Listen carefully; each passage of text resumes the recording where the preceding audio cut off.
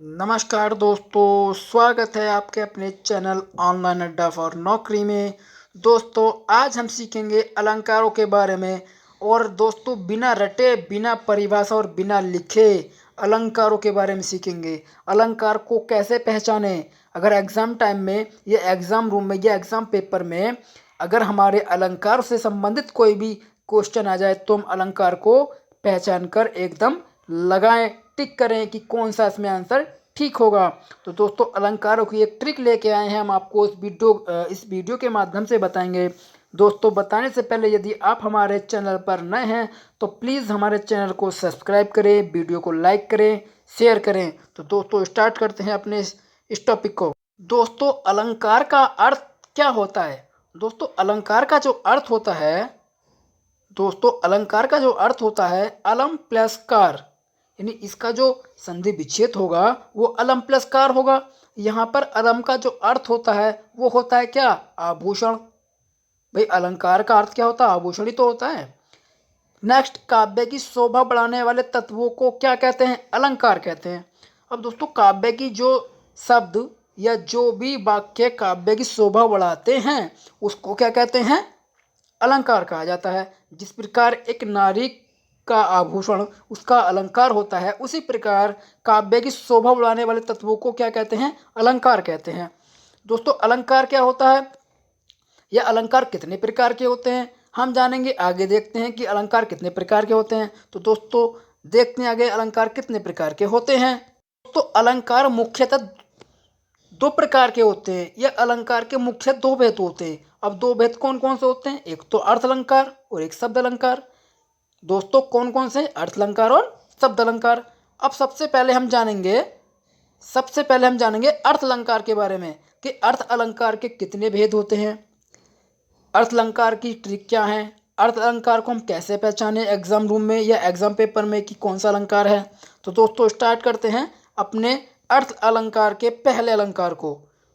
तो अर्थ अलंकार का पहला भेद है उपमा अलंकार। दोस्तों, जब पंक्ति में योजक चिन्ह आए अथवा शब्द सा सी से सरिस आए तो वहाँ पे कौन सा अलंकार होगा? अर्थ अलंकार। अब दोस्तों, पहचान कैसे करेंगे? दोस्तों, जब हम एग्जाम रूम में एग्जाम देते हैं तो वहाँ पे क्या होता है, हमारे दिमाग पे एक मेंटली प्रेशर आता है कि इन क्वेश्चनों को जल्दी से कैसे करें। तो उसी चीज़ को देखते हुए आज हम अलंकारों की ट्रिक लेके आए हैं, जिसमें अर्थ अलंकार का पहला भेद है उपमा अलंकार। अब दोस्तों, उपमा अलंकार को कैसे पहचानेंगे? तो दोस्तों, जब एग्ज़ाम पेपर होता है उसमें हमें वहाँ पे एक या दो लाइन दी होंगी और उसमें क्या होगा, उसमें पूछेगा कि भाई ये कौन सा अलंकार है। आपको चार ऑप्शन दिए होंगे वहाँ पे।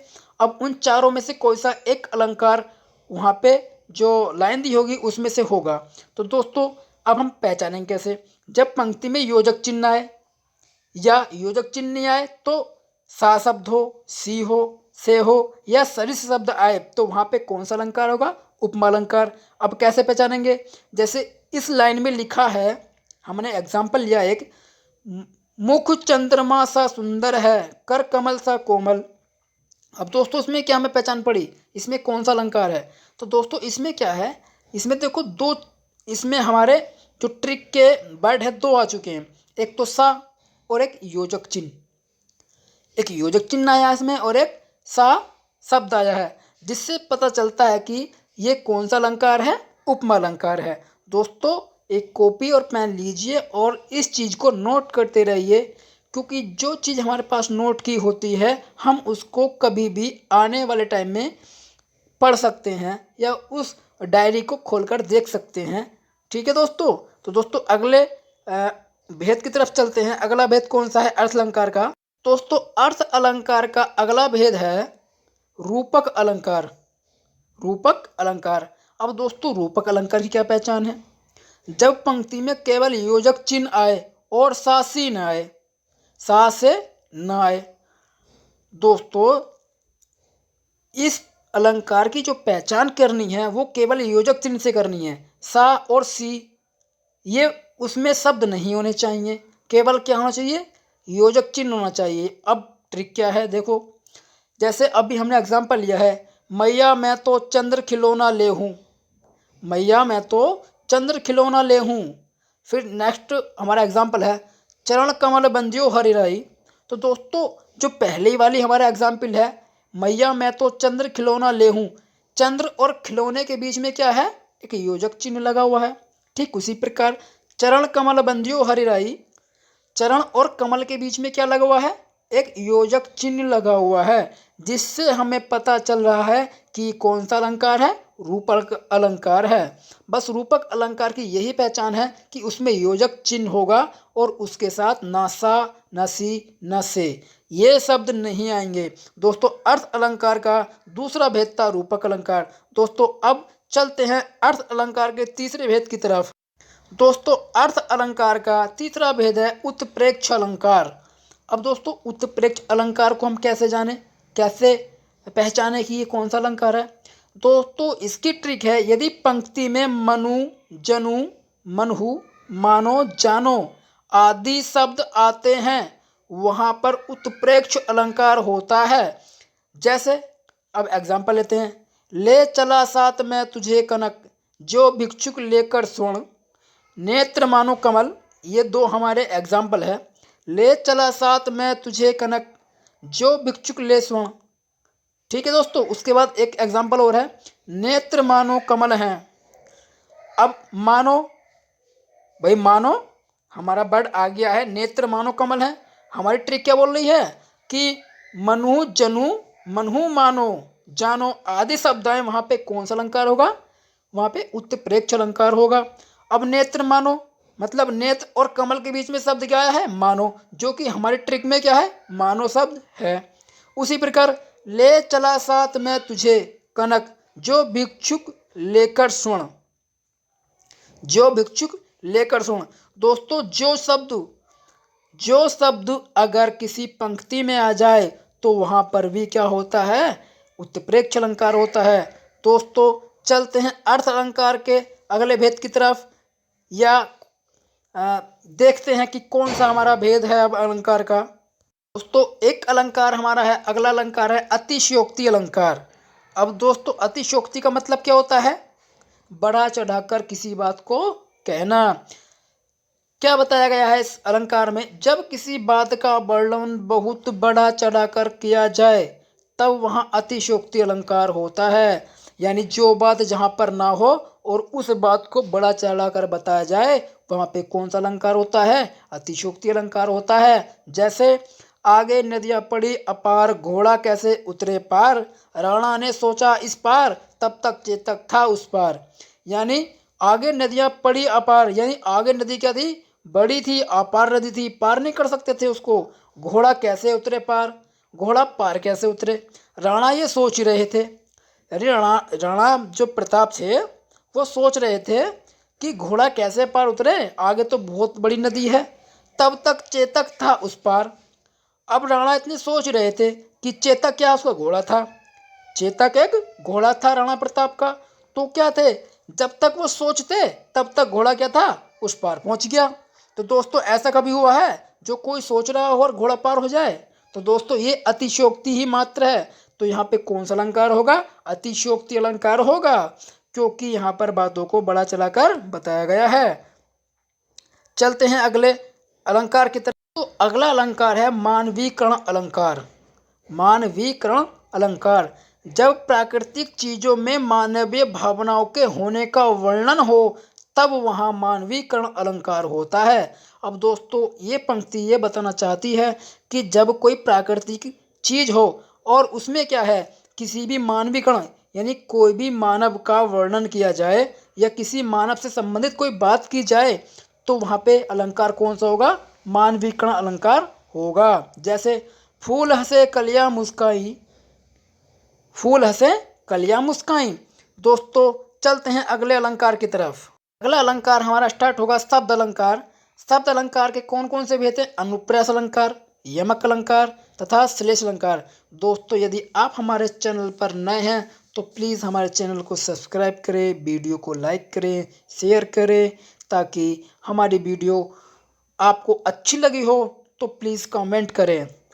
दोस्तों चलते हैं अगले अलंकार की तरफ। दोस्तों नेक्स्ट अलंकार हमारा है शब्द अलंकार का पहला भेद है अनुप्रास अलंकार। अब दोस्तों अनुप्रास मतलब जिसको रोका ना जाए। भाई अनुप्रास जिसको रोका ना जाए, जैसे वर्ण वार वार आए वहाँ अनुप्रास अलंकार होता है। वर्ण वार वार आए वहाँ अनुप्रास अलंकार होता है। अब दोस्तों क्या कहते हैं, ये बताते हैं कि वर्णों की आवर्ती को अनुप्रास कहा जाता है। भाई जो लाइन हो या जो पंक्ति हो उसमें एक ही वर्ण बार बार आए वहाँ पर अनुप्रास अलंकार होता है। जैसे चारों चंद्र की चंचल किरणें खेल रही जल थल में। फिर नेक्स्ट एग्जाम्पल है मधुर मधुर मधुर मधुर मुस्कान मनोहर मनुज वेश का उजियाला। मधुर मधुर मुस्कान मनोहर मनुज वेश का उजियाला। दोस्तों पहला जो उदाहरण है चारों चंद्र की चंचल, यानी चारों चंद्र चंचल, यानी इसमें च वर्ण क्या है बार बार आ रहा है, यानी क्या च वर्ण की क्या है इसमें आवर्ती हो रही है। और जहाँ पर वर्णों की आवर्ती होती है वहाँ पे क्या होता है अनुप्रास अलंकार होता है। वैसे ही नीचे का जो हमारा एक एग्जाम्पल है मधुर मधुर मुस्कान मनोहर, जो दूसरा एग्जाम्पल है मधुर मधुर मुस्कान मनोहर, इसमें मैं और मैं कई बार आ रहा है, यानी इसमें मैं जो वर्ण है उसकी आवर्ती हो रही है। तो यहाँ पे क्या हमारा अनुप्रास अलंकार है, यानी वर्णों की आवर्ती को क्या कहते हैं अनुप्रास कहते हैं। तो दोस्तों हमारा अनुप्रास अलंकार है। यहाँ पे चलते हैं अगले अलंकार की तरफ। अगला अलंकार है यमक अलंकार। यमक अलंकार में क्या होता है, एक ही शब्द एक से अधिक बार आए और अर्थ अनेक।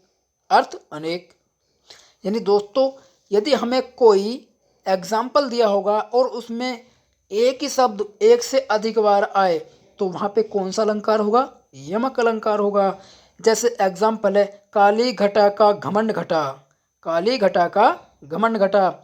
अब यहाँ पे काली घटा यानी काले काले बादल, और घमंड घटा मतलब किसी को घमंड था वो घमंड घट गया।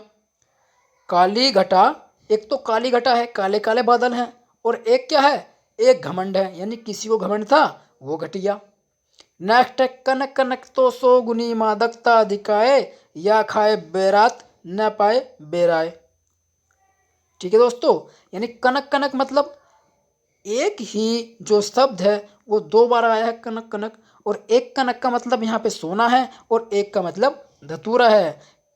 अगर किसी को सोना मिल जाए तो वो क्या है पागल हो जाता है। इतना अधिक सोना मिल जाए कि उससे सीमा ना जाए, उस पर अपार संपत्ति हो जाए सोने की, तो क्या है वो पागल हो जाएगा। उसी प्रकार एक कनक का मतलब यह धतूरे से है, अगर कोई व्यक्ति धतूरा खा ले तो वो व्यक्ति भी पागल हो जाएगा। दोस्तों चलते हैं अगले अलंकार की तरफ। तो अगला अलंकार हमारा श्लेष अलंकार।